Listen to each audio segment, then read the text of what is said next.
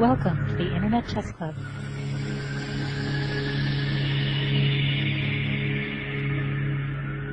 Checkmate. Hi everyone, welcome to another video on the Slav. In this one, we will start touching the Botvinnik variation, one of the most complicated variations which offers great possibilities for white and for black, a variation that has been played by the top players in the world in the last 15-20 years, mainly Kramnik, Shirov, and many others, and is named after one of the greatest world champions. Let's go to our initial position, which results after d4, d5, c4, c6, knight f3, knight f6, knight c3, e6, bishop g5. In our last two videos, we watched a little bit and analyzed h6, which is a very popular move these days. This time we will start touching d takes c4, e4, b5, e5, h6, bishop h4, g5. Black has to do something with the pin along the h4, the a diagonal in order not to lose a piece, his knight. Knight take g5. Usually 90% of the games, probably even more than that, are h take g5, bishop take g5, knight bd7, and here either e takes f6 or g3. Those are the main lines. But before we start approaching and analyzing those, probably in our few next videos, there are some very interesting possibilities on move 9 after knight take g5.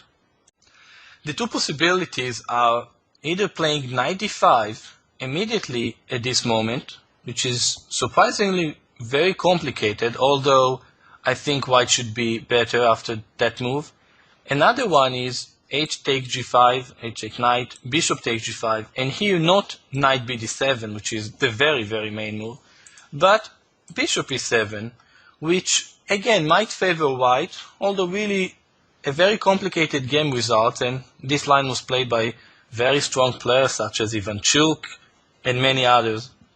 So let's start by order looking at the other alternatives to the main line in the Botvinnik. Let's start looking at knight d5.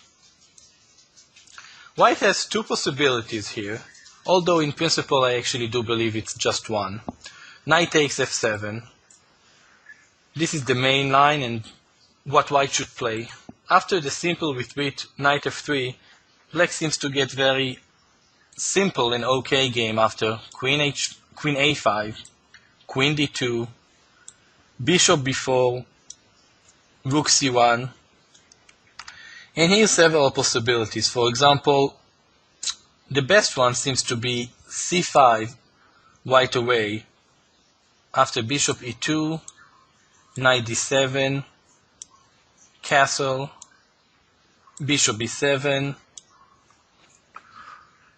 Black is absolutely fine. For example, I'll give you two examples. King h1, rook c8, rook c2, knight 7 b6, take on c5, knight a4, and a draw was actually agreed in that very complicated position between two Russian Grandmaster Tonik and Yakovich in Moscow 1994.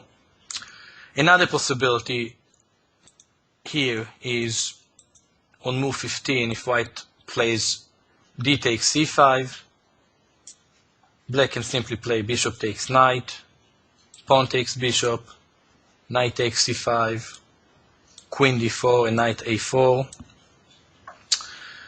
A game between Ullman and Ivkov from 1986, when black is probably even slightly better here. So after rook c1, c5 seems to be very simply giving black a decent game.